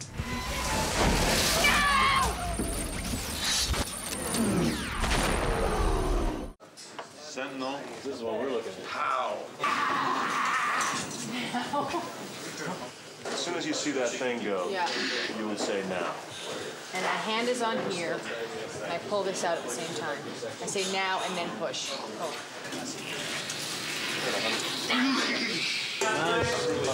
Open, right? My eyes are... Thanks, guys. I know. Quiet. Is it before the now or after? It's before. After the now. It's after the now? How does she know I'm back? She's connected. Faith. So it's not because I opened my eyes? Nope. Why not? I don't want to see your eyes open. Dark. And how, if she pulls the plug, how does she know I'm back? She knows. Is there any cue from her phone? Is there? How does she know? She knows. Sure, if you want. You want to grab it? Sure. I want it to break. No, just stop a guy on the line. back? Carrie-Anne pulls it out. Yep, standing. Rehearsal and action. Bang, bang, bang. Bang, bang, bang. Certain.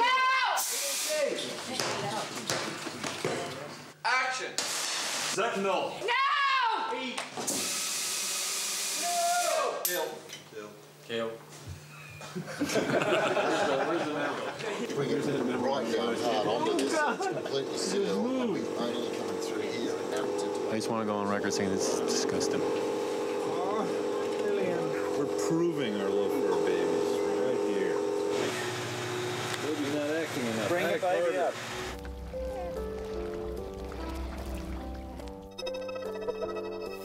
Originally, when they were talking about the power plant, and Jeff was in France drawing it, and Larry gets the first fax, it was a lot more scary than he'd imagined.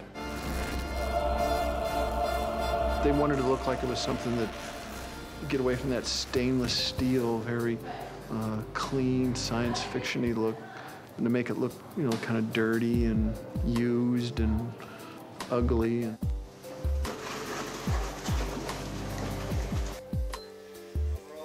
Before we actually shot the pod, we had shot it about 7 times, mainly on video, but the stunt guys have had to get inside it to see how the breathing mechanism would work.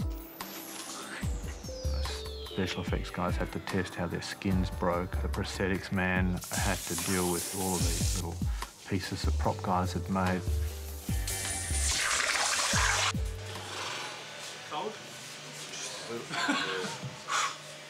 I feel bad for Darko, who was doing some of the testing. He had, originally when they put the goo in there, they didn't heat it, and he had hypothermia in like 8 minutes.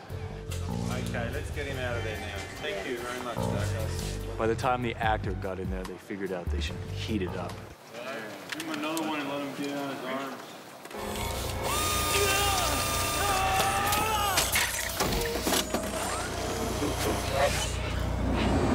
This pod, or that pod and that pod. All three? I can't do all three. Not that much, but out is I haven't good. got the cables to do all three. Have I? That's good. That's good. And action. Light. You know, we were shooting the end of the movie, and he had lost a lot of weight, and he shed another 15 pounds for the end of the pod sequence there. I mean, I wanted to look very, you know, emaciated when I came out of the pod and when I'm on the table to recovery. And I think we got the effect there pretty good. He shaved everything, you know, his head, his eyebrows. The thing about that is just people I found when I would have conversations with people, they would be kind of like, and I'd be talking to them and they wouldn't look at me. It's weird.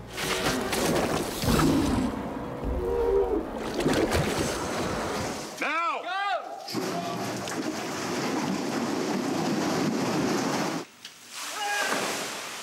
It kind of felt like we just sort of crashed to the end, you know? It wasn't a graceful end. We just were trying really hard to get everything done. Thanks, folks. That completes principal photography on The Matrix. I remember distinctly feeling very tired and very relieved at 1:01 in the morning when we wrapped, which was Neo's number, by the way.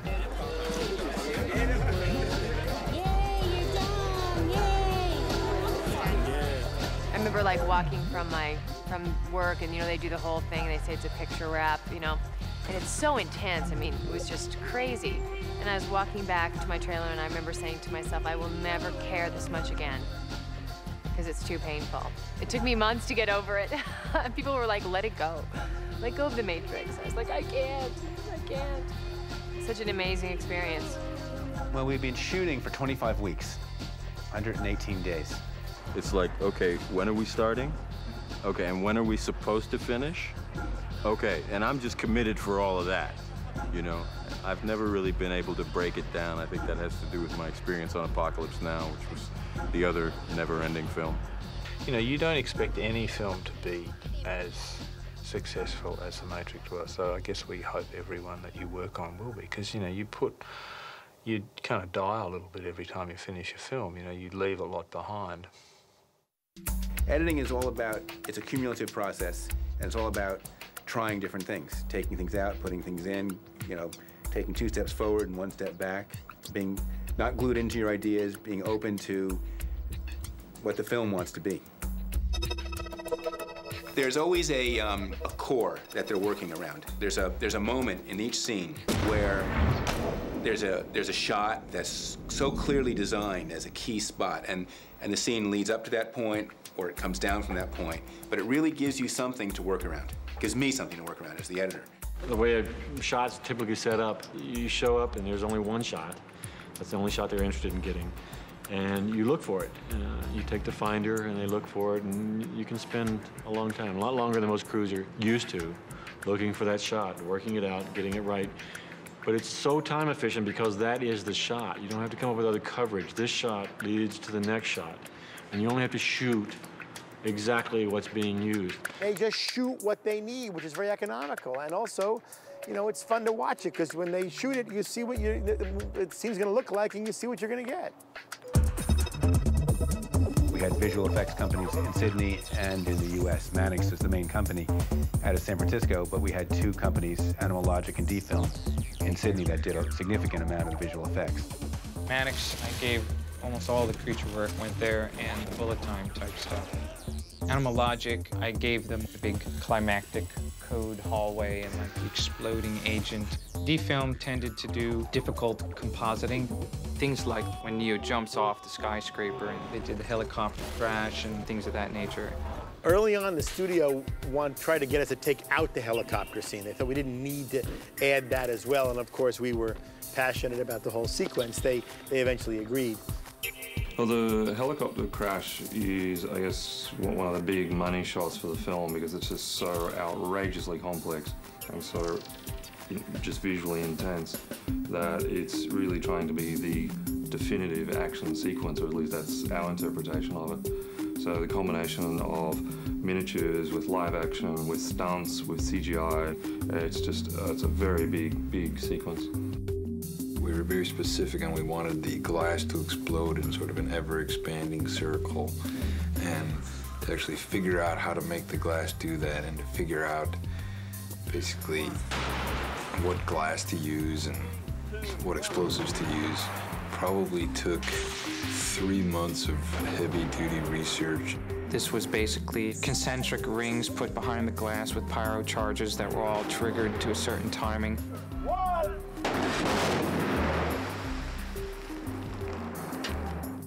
We built a 25-foot square glass wall to scale of these windows. We built a quarter-scale helicopter with its blades and was mounted to a large crane arm.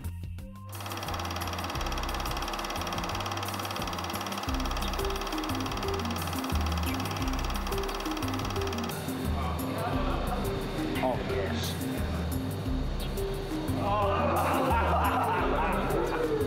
Oh, there's bits there. Oh, yes.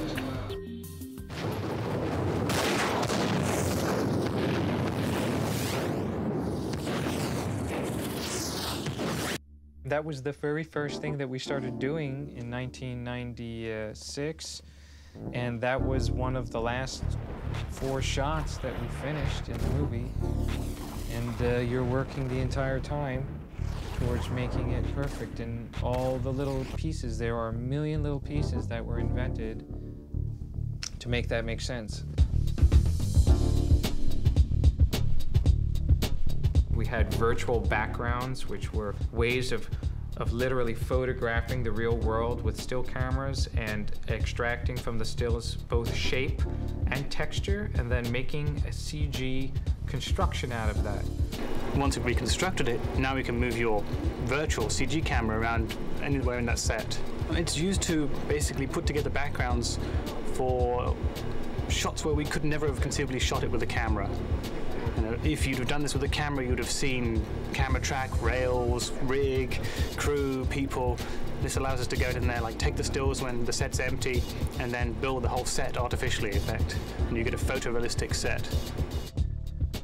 Everything begins with a simulation, and all the math for how to shoot it works backwards from there. In this particular rig, there are 120 cameras and 2 motion picture cameras set up.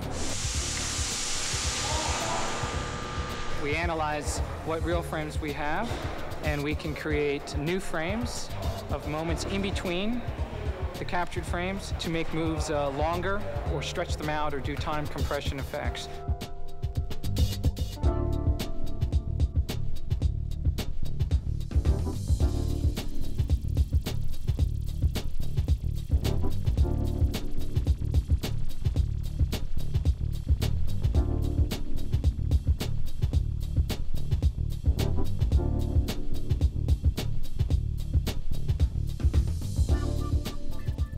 These are like tests trying to find the texture of the pod. The whole sort of like look of a lot of the computer graphic creatures and environments is based on undersea life. They're much more light absorbing and scattery light and wild colors and things like that, which no other creatures to date really have this kind of quality. Everything else is out in the sun or in, like, you know, whatever, normal lighting, traditional lighting.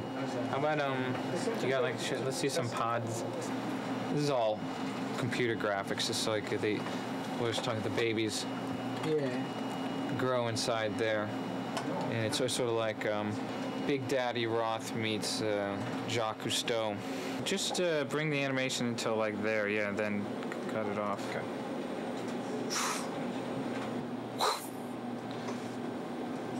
So you see, it's all fake. It's no real babies, totally harmless.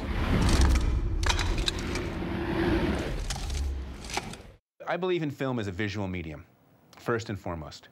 I think sound, meaning sound effects and music, are incredible, powerful tools. Easy, Neo. Easy. Get this thing out of me.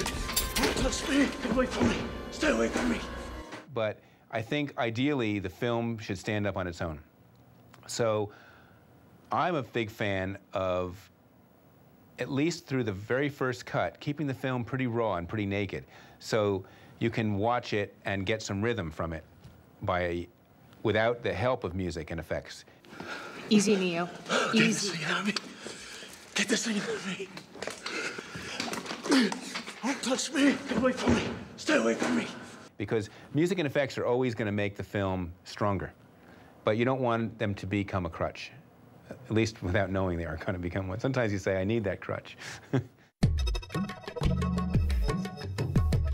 I am a sound designer supervising sound editor, which basically means I'm responsible for coming up with all the noises in the movie. This will feel a little weird. You know, obviously there were a lot of definitions in that movie about the nature of reality, and so I had to make a lot of definitions about the nature of the sound that defined reality or non-reality. No one's familiar with the sound of a squiddy.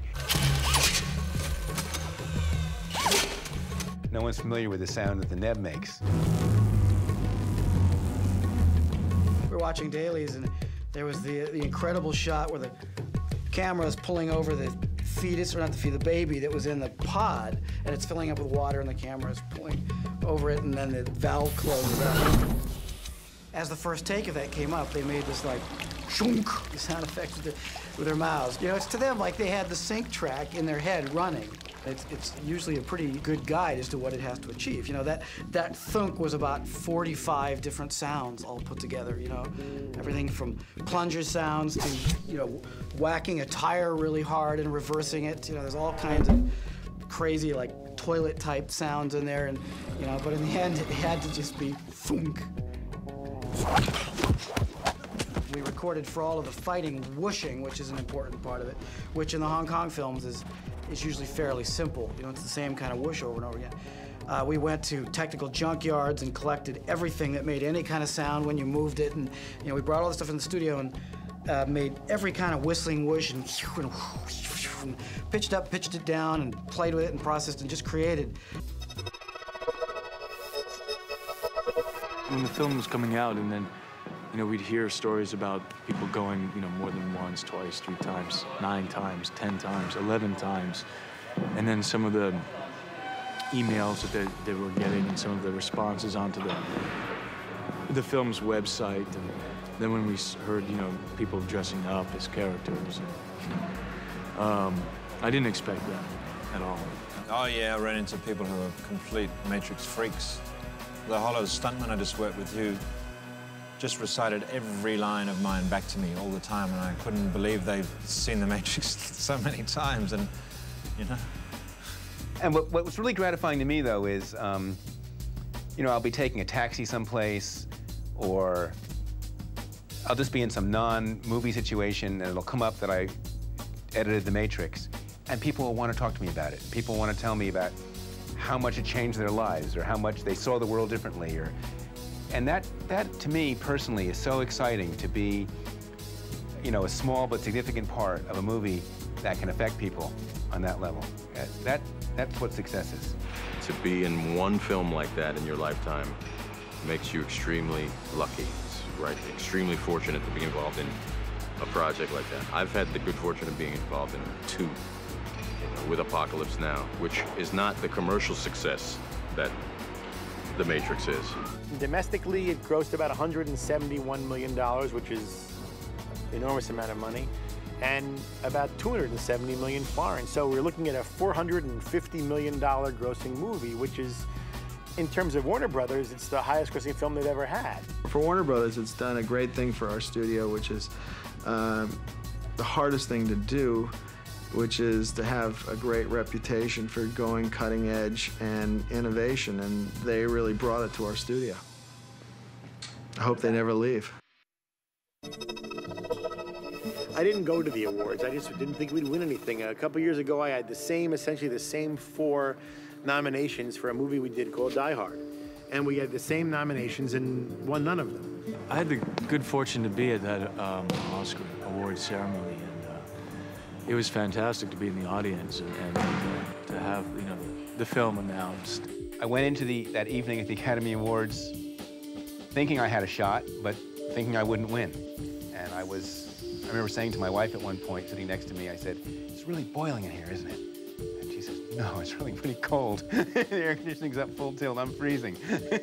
Getting the award was completely Matrix-like unto itself, just because, you know, you walk up there and it's none of it seems real in any way, and you're looking at these lights, but then you go through the curtain, and it's exactly like leaving the Matrix and going into the real world. It's just you go through these curtains, and everything's all black. There's all these people dressed in black, you know, tuxedos, with wires and gaffer's tape everywhere. It was just this completely, like, rigged, dirty, crazy world. It looked exactly like the world that the people in the Neb lived in, you know? Whereas up there on the stage was this manufactured world that I got to be in for a moment. So that parallel was almost too much for me. It was almost a total breakdown.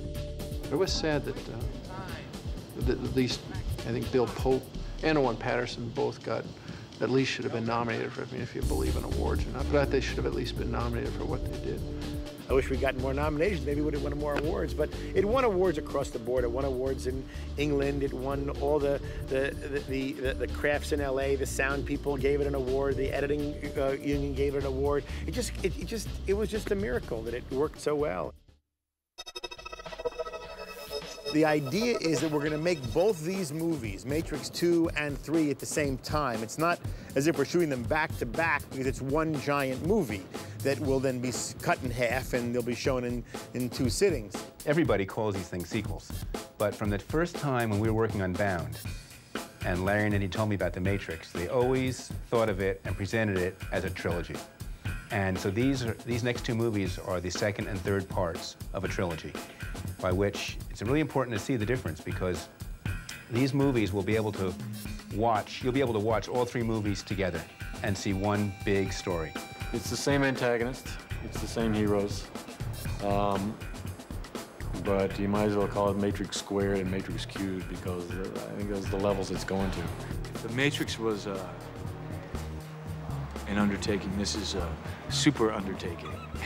Now we got to hide things and got to be careful because people are constantly looking over their shoulders. Because there's a lot of stuff in the movie that if it gets out, it'll ruin. It'll probably get out eventually, but I just hope it doesn't, because it'll just ruin the surprise.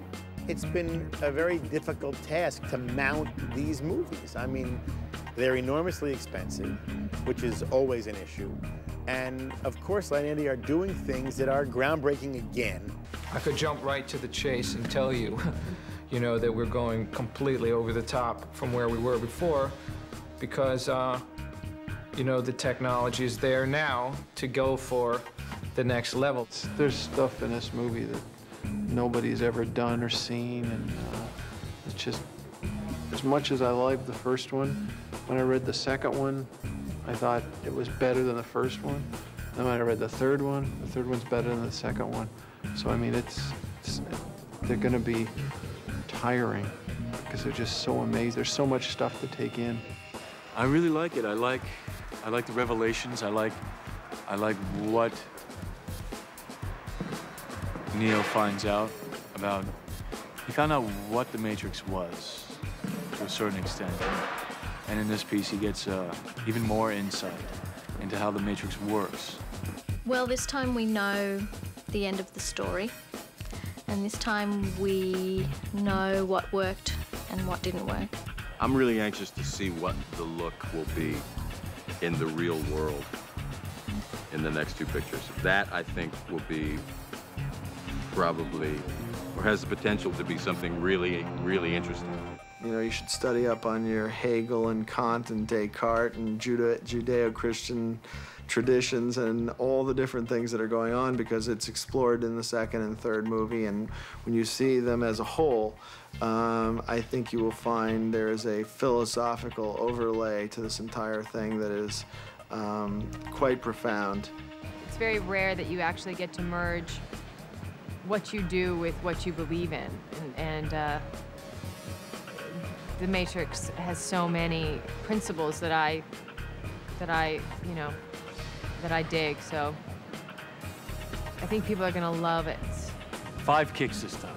5 kicks. Last time was 3. Last time they wanted 3, but I said 4. This time they said 5, so I don't know what we're gonna do. I might have to do this. No, I don't know. We'll let you know. To be continued. The end.